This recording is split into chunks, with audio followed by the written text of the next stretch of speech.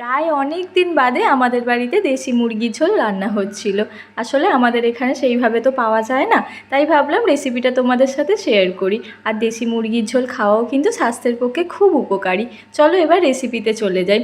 প্রথমেই আমি মাংসটার মধ্যে একটু নুন আর একটু হলুদ গুঁড়ো দিয়ে ভালো করে মাখিয়ে নিলাম। আগেই বলি এখানে 500-র মতো মাংস আছে, যেটা আমাদের কিন্তু পাশের বাড়ি থেকে দিয়ে যাওয়া হয়েছিল। সাথে মাংসে দেওয়ার মতো কিছু উপকরণ নিয়ে নিয়েছিলাম, যেমন আলু, এটা পরিমাণ মতো যে যতটা খাবে, পেঁয়াজ কুচি, ধনেপাতা কুচি, টমেটো কুচি, আর এটা ছিল আদা, রসুন আর কাঁচা লঙ্কার পেস্ট। যেহেতু মাংসটা 500 ছিল তাই আমি আদা নিয়েছিলাম 30 গ্রাম আর রসুন নিয়েছিলাম 40 গ্রাম মতো। সব উপকরণগুলোই মোটামুটি রেডি করে নিয়েছিলাম। তার মধ্যে একটু ধনেপাতাও নিয়েছিলাম। আর এই মুরগিতে ছালগুলো নাকি খুব উপকারী, আর যেহেতু মুরগিটা অনেকটা বড় ছিল তাই বেশ অনেকটাই ছাল বেরিয়েছিল আর আমাদেরকে অনেকটা দিয়েও গেছিলো।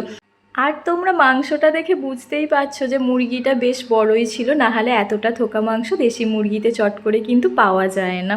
তো চলো এবার রান্নাটা শুরু করি। কীভাবে আমি এই মুরগির মাংসটা রান্না করেছিলাম বলি। প্রথমেই আমি কড়াইতে তেল দিয়ে দিয়েছিলাম। তেলটা একটু গরম হয়ে আসলে তাতে নুন দিয়েছিলাম, কারণ আমি আলুতে নুন হলুদ কিছুই মাখাইনি, তাই একেবারেই তেলে দিয়েছিলাম।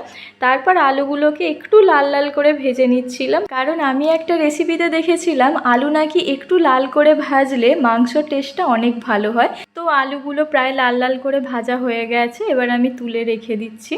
তবে অনেকেই কিন্তু দেশি মুরগির ঝোল আলু ছাড়াও রান্না করে, কিন্তু কেন জানি না আমার আলু ছাড়া দেশি মুরগির ঝোল সেইভাবে ভালো লাগে না। এরপরে তেলেতে ফোড়ন হিসেবে দিয়ে দিলাম 5 ফোড়ন আর শুকনো লঙ্কা। তারপরেই আমি পেঁয়াজগুলো দিয়ে দিলাম, কারণ পেঁয়াজগুলো ভাজা হতেও অনেকটা সময় লাগে। আর পেঁয়াজ যদি ব্রাউন করে একটু ভাজা না হয় তাহলে কিন্তু রান্নার টেস্ট সেইভাবে আসে না।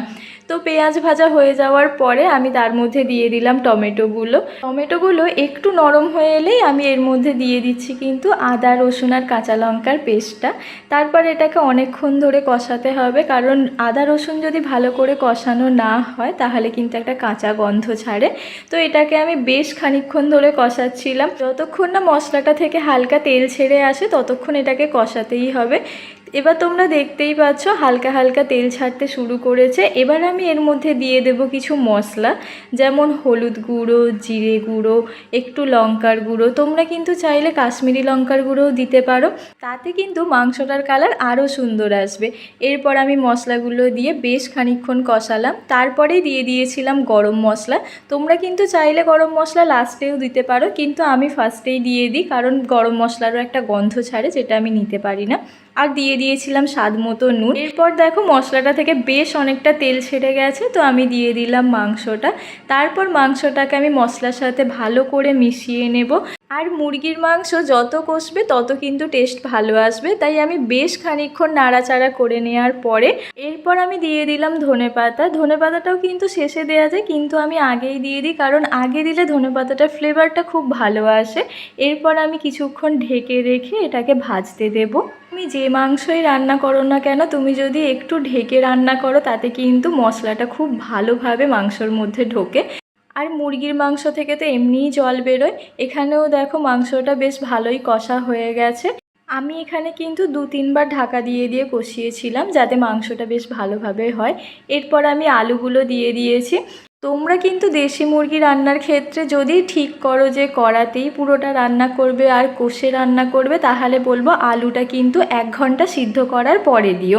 আর যদি তোমরা প্রেসারে সিটি মেরে দাও তাহলে কোনো ব্যাপার না, তোমরা আগেই আলু দিতে পারো, কারণ সিদ্ধ করার চক্করে কিন্তু আলু পুরো গলে যায়। এর মধ্যে আমি একটু মিষ্টিও দিয়ে দিলাম। যে কোনো রান্নাতেই কিন্তু একটু চিনি পড়লে রান্নার টেস্টটা অনেক গুণ বেড়ে যায় আর কালারটাও বেশ লাল লাল আসে। তো এরপর আমি জল ঢেলে দিলাম, দিয়ে এবার আমি ঢাকা দিয়ে দিয়ে সিদ্ধ করব।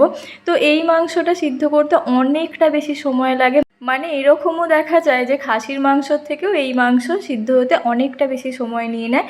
আর আমার কিন্তু এই মাংস সেদ্ধ করতে প্রায় 1.5 ঘন্টা সময় লেগেছিল। আর তোমরা আলুগুলো দেখে বুঝতেই পারছো যে আলুগুলো প্রায় গলে এসেছিলো।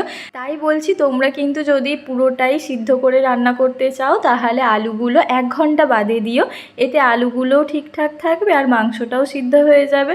ব্যাস এই তো হয়ে গেছে আমাদের আলু দিয়ে দেশি মুরগির ঝোল। তোমরা বাড়িতে একবার ট্রাই করে দেখতে পারো, কারণ দেশি মুরগির ঝোল কিন্তু ভীষণই টেস্টি হয়।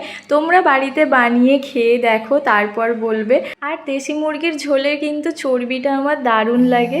তোমরা কারা কারা দেশি মুরগির ঝোলের চর্বি খেতে ভালোবাসো আমাকে কমেন্ট করে বলো।